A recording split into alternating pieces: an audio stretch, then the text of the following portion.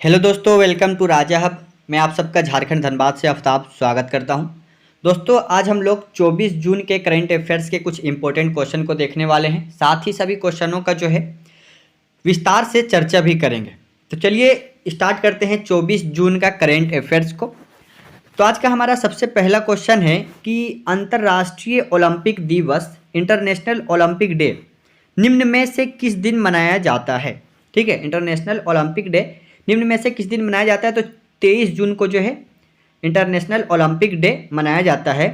देखिए, अंतर्राष्ट्रीय ओलंपिक दिवस प्रत्येक साल 23 जून को मनाया जाता है। यह दिन खेल एवं स्वास्थ्य का जश्न मनाने हेतु मनाया जाता है। यह जो दिन है यह खेल और स्वास्थ्य का जश्न मनाने के लिए मनाया जाता है। इसी का अगला बिंदु है, ओलंपिक दिवस खेल, स्वास्थ्य और एकजुटता का एक बड़ा जश्न है। ओलंपिक जो दिवस है, जो दिन है, वह खेल, स्वास्थ्य और एकजुटता का एक बड़ा जश्न है। साथ ही पूरी दुनिया को क्रियाशील बनाने एवं उद्देश्य के साथ आगे बढ़ने सभी को आमंत्रित करता है। ठीक है, साथ ही पूरी दुनिया को जो है इस खेल में क्रियाशील बनाने और उद्देश्य के साथ आगे बढ़ने के लिए आमंत्रित करता है। और इस दिन का मुख्य उद्देश्य खेलों का महत्व को बढ़ावा देना है। मतलब मुख्य उद्देश्य इस दिन का है कि खेल के महत्व को ज़्यादा से ज़्यादा बढ़ावा देना। ठीक है, प्रत्येक 4 साल में ओलंपिक खेलों का आयोजन किया जाता है। इसमें दुनिया भर से हजारों एथलीट शामिल होते हैं। प्रत्येक 4 साल में जो है यह खेल का आयोजन किया जाता है और पूरी दुनिया के एथलीट इसमें शामिल होते हैं। अगला क्वेश्चन को देखते हैं, क्वेश्चन नंबर 2। क्वेश्चन नंबर 2 है कि इकोनॉमिस्ट इंटेलिजेंस यूनिट के द ग्लोबल लिविलिटी इंडेक्स 2022 के अनुसार निम्न में से कौन सा शहर रहने के लिहाज से दुनिया का सबसे अच्छा शहर है। ठीक है, इकोनॉमिस्ट इंटेलिजेंस यूनिट के द ग्लोबल लिविलिटी इंडेक्स 2022 के अनुसार जो है निम्न में से कौन सा शहर रहने के लिहाज से दुनिया का सबसे अच्छा शहर है। तो इसका आंसर है वीना। वीना जो है यह दुनिया का सबसे अच्छा शहर है रहने की दृष्टि से। दुनिया के रहने के लिए सबसे अच्छे शहर में ऑस्ट्रिया की राजधानी वीना है। ठीक है, इस सूची में भारत समेत दक्षिण एशियाई देशों का प्रदर्शन बहुत निराशाजनक रहा है। ठीक है, भारत समेत जितने भी दक्षिण एशियाई देश है सभी का जो प्रदर्शन है बहुत निराशाजनक रहा है, बहुत ही लगभग खराब रहा है। कुल 140 शहरों की सूची में देश की राजधानी दिल्ली जो है हमारा 112वें और मुंबई 117वें पायदान पर है। ठीक, कुल 140 शहर उसमें हैं, जिसमें से हमारी देश की राजधानी जो दिल्ली है वह 112वें स्थान हासिल है और मुंबई को 117वां स्थान हासिल है। ठीक है, इसी का एक और बिंदु है, देखिए कि वहीं ऑस्ट्रिया की वीना शहर इस सूची में शीर्ष पर है। ठीक है, द इकोनॉमिस्ट मैगजीन द्वारा जारी वार्षिक वैश्विक लिविलिटी सूचकांक में पाकिस्तान की वित्तीय राजधानी कराची और बांग्लादेश की राजधानी ढाका को दुनिया में सबसे कम रहने लायक शहरों में रखा गया है।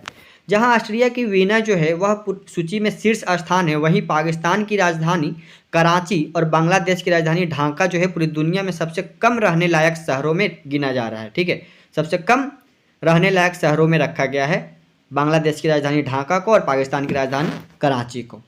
ठीक है, अगला क्वेश्चन को देखते हैं, क्वेश्चन नंबर 3। भारतीय महिला क्रिकेट टीम की किस पूर्व कप्तान ने हाल ही में खेल के सभी प्रारूपों में संन्यास लेने की घोषणा की है। जो भारतीय महिला क्रिकेट टीम का जो पूर्व कप्तान है, ठीक है, कौन है जो सभी प्रारूपों से संन्यास लेने की घोषणा की है। तो वह है रुमेली धर। रुमेली धर जो है वह भारतीय महिला क्रिकेट टीम के पूर्व कप्तान रुमेली धर ने हाल ही में क्रिकेट के सभी प्रारूपों से संन्यास की घोषणा कर दी है। ठीक है, इसी का अगला बिंदु है कि रुमेली धर ने भारत के लिए 4 टेस्ट, 78 वनडे और 18 T20 मैच खेले हैं। उन्होंने 2003 में इंग्लैंड के खिलाफ अंतर्राष्ट्रीय क्रिकेट में पदार्पण किया है। बेहतरीन ऑलराउंडर मानी जाने वाली रुमेली ने भारत को 2005 में दक्षिण अफ्रीका में हुए महिला विश्व कप के फाइनल में पहुंचाने में महत्वपूर्ण भूमिका अदा की थी। उन्होंने 6 साल के अंतराल के बाद 2018 में भारतीय टीम में वापसी की थी। ठीक है, 6 साल के अंतराल के बाद 2018 में वापसी किया था, जो अभी जो है वह पूरी क्रिकेट टीम से, पूरी क्रिकेट की दुनिया से वह संन्यास लेने की घोषणा कर दी है। अगला क्वेश्चन को देखते हैं, क्वेश्चन नंबर है हमारा 4।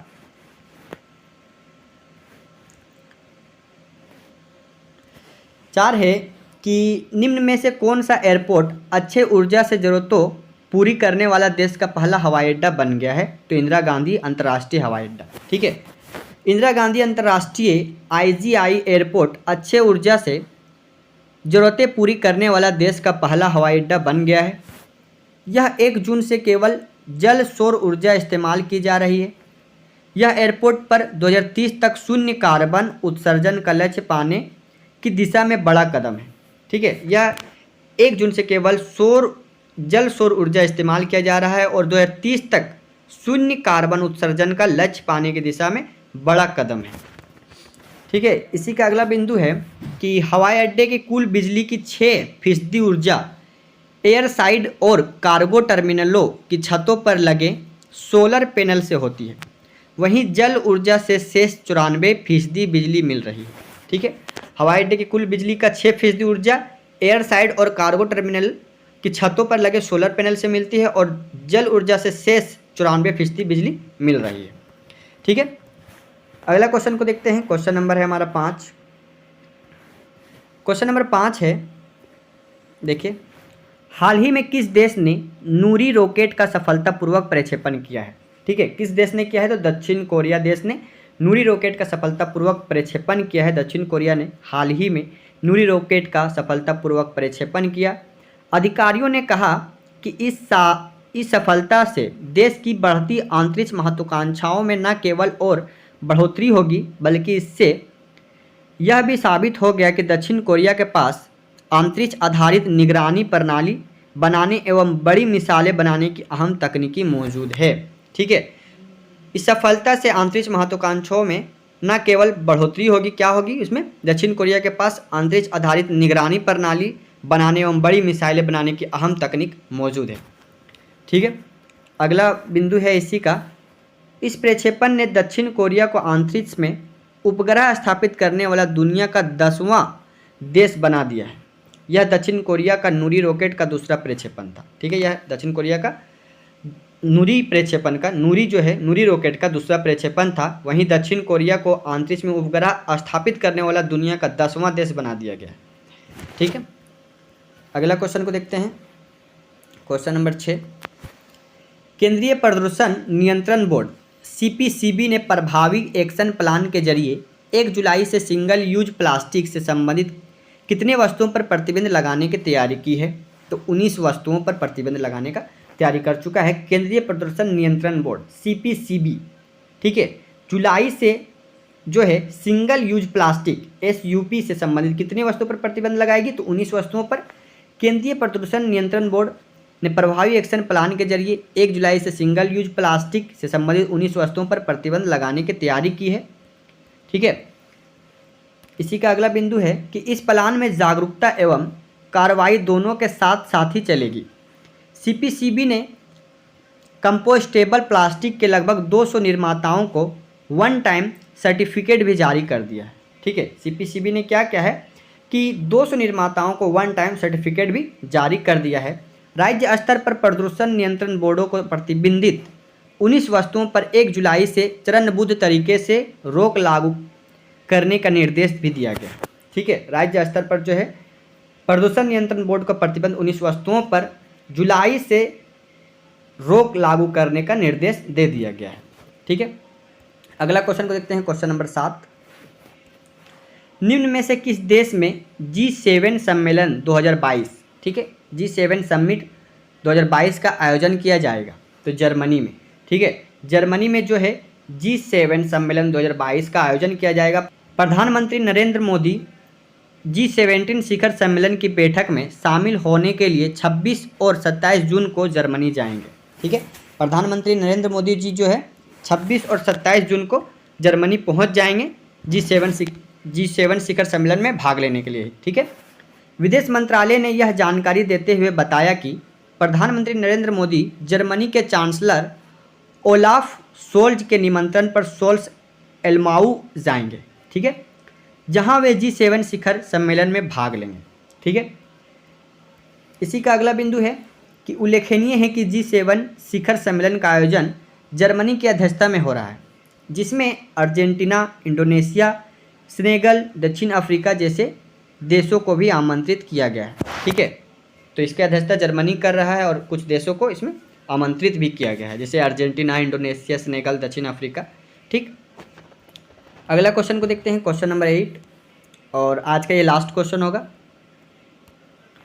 निम्न में से कौन सा देश एशियाई साइकिलिंग चैंपियनशिप 2022 में 27 पदक के साथ शीर्ष स्थान पर रहा है? ठीक है, निम्न में से कौन सा देश है जो साइकिलिंग चैंपियनशिप, एशियाई साइकिलिंग चैंपियनशिप 2022 में 27 पदक के साथ शीर्ष स्थान पर रहा है? तो वो है जापान। 27 पदकों के साथ रैंक 1 पर रहा। जापान ने एशियाई ट्रैक साइकिलिंग चैंपियनशिप में कुल 27 पदक जीतते हुए पहले स्थान पर प्रतियोगिता को समाप्त किया है।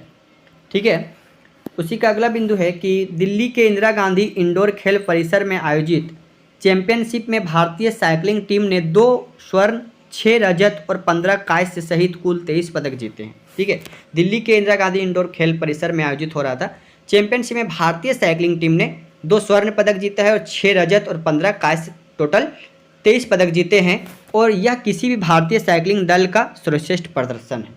ठीक है, तो दोस्तों ये था हमारा 24 जून का इंपॉर्टेंट करेंट अफेयर्स के कुछ क्वेश्चन थे, साथ ही हम लोगों ने पूरे डिटेल्स में इसकी चर्चा भी किया। तो दोस्तों अभी तक अगर आपने हमारे चैनल को सब्सक्राइब नहीं किया तो सब्सक्राइब कर ले और साथ ही बेल आइकन को भी प्रेस कर ले ताकि हमारे आने वाले सभी वीडियो की नोटिफिकेशन आपको तुरंत मिले। तो चलिए मिलते हैं फिर अगले वीडियो में, तब तक के लिए धन्यवाद।